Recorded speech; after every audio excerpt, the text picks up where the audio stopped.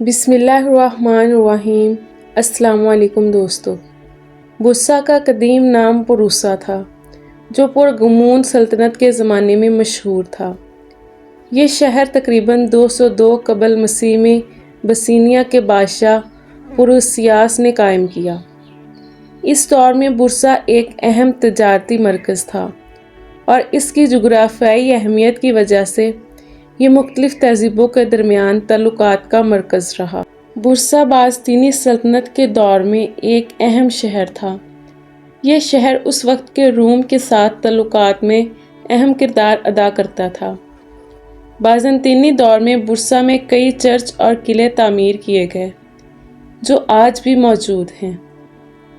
بسرا کی فتح عثمانی سلطنت کی تاریخ کا ایک اہم واقعہ ہے جس نے اس نئی ابھرتی ہوئی سلطنت کے استحکام اور تسیع میں اہم کردار ادا کیا۔ 1320 عیسوی کے عشرے کے آغاز میں عثمانی سلطنت کے بانی عثمان غازی کا انتقال ہوا۔ ان کے بعد ان کے بیٹے اورحان غازی نے سلطنت کی باغ ڈور سنبھالی۔ عثمانی سلطنت اس وقت ایک چھوٹا سا بلجیک مقامی حکومت تھا، لیکن اس کی عسکری طاقت اور سیاسی حکمت عملی نے اسے تیزی سے پھیلنے میں مدد دی۔ بسرا اس وقت باذنطینی سلطنت کے زیر اثر تھا اور ایک اہم تجارتی مرکز تھا۔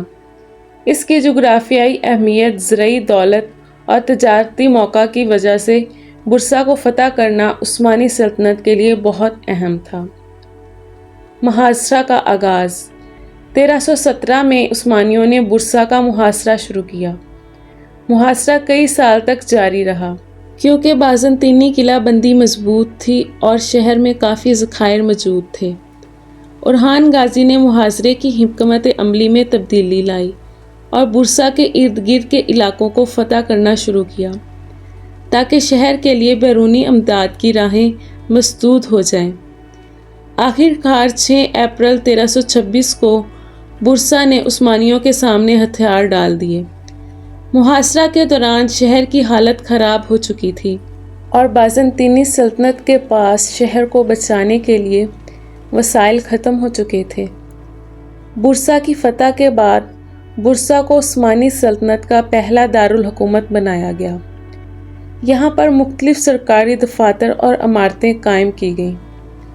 اورحان غازی اور ان کے جانشینوں نے بسرا میں کئی مساجد، مدارس اور دیگر عمارتیں تعمیر کیں جو آج بھی عثمانی طرز تعمیر کی عکاسی کرتی ہیں۔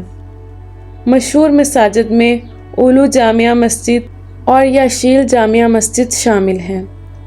بسرا جلد ہی ایک اہم ثقافتی مرکز بن گیا۔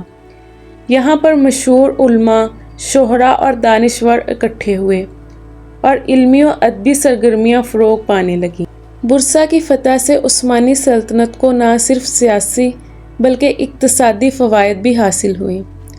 یہاں کی ریشم کی صنعت اور تجارتی منڈیاں سلطنت کی معیشت کو مضبوط بنانے میں مددگار ثابت ہوئیں۔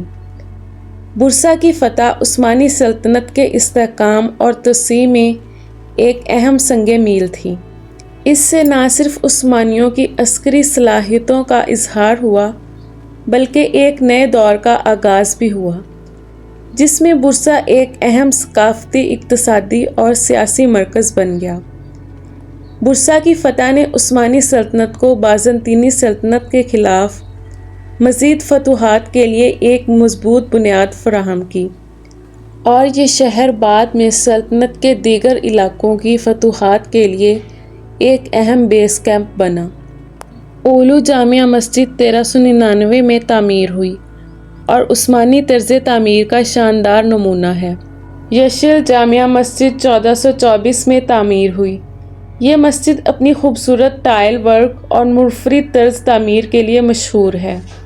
عثمانی دور میں بسرا کی اقتصادی ترقی میں ریشم کی صنعت کا بڑا حصہ تھا۔ بسرا کی ریشم کی مصنوعات نہ صرف ترکی بلکہ بین الاقوامی مارکیٹس میں بھی مشہور تھیں۔ 1923 میں ترکی کی جمہوریہ کے قیام کے بعد بسرا نے اقتصادی اور صنعتی میدان میں مزید ترقی کی۔ آج بسرا ترکی کے بڑی صنعتی مراکز میں شمار ہوتا ہے۔ یہاں کی آٹو موبائل، ٹیکسٹائل اور فوڈ انڈسٹری خاص طور پر اہم ہے۔ برسا تاریخی اور قدرتی مناظر کے لحاظ سے بھی مشہور ہے۔ شہر میں کئی تاریخی مساجد، بازار اور قلعے ہیں جو سیاحوں کی توجہ کا مرکز ہیں۔ اولوداگ پہاڑ پر واقع سکی ریزروائر سردیوں میں سیاحوں کے لیے ایک بڑی تفریح گاہ ہے۔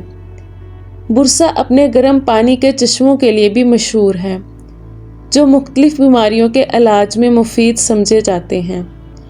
یہاں کئی ہسپتال اور اسپاز موجود ہیں جو سیاحوں کو مختلف طبی خدمات فراہم کرتے ہیں۔ برسا کی تاریخ ہمیں بتاتی ہے کہ یہ شہر ہمیشہ سے مختلف تہذیبوں، ثقافتوں اور اقوام کا مرکز رہا ہے۔ برسا نے ہر دور میں ترقی کی اور آج بھی یہ ترقی کا ایک اہم تاریخی، ثقافتی اور صنعتی شہر ہے۔ برسا کی تاریخ، تعمیرات اور ثقافت اس کی قدیم عظمت کی عکاسی کرتے ہیں اور یہ شہر آج بھی ترکی کے ورثے میں ایک اہم مقام رکھتا ہے۔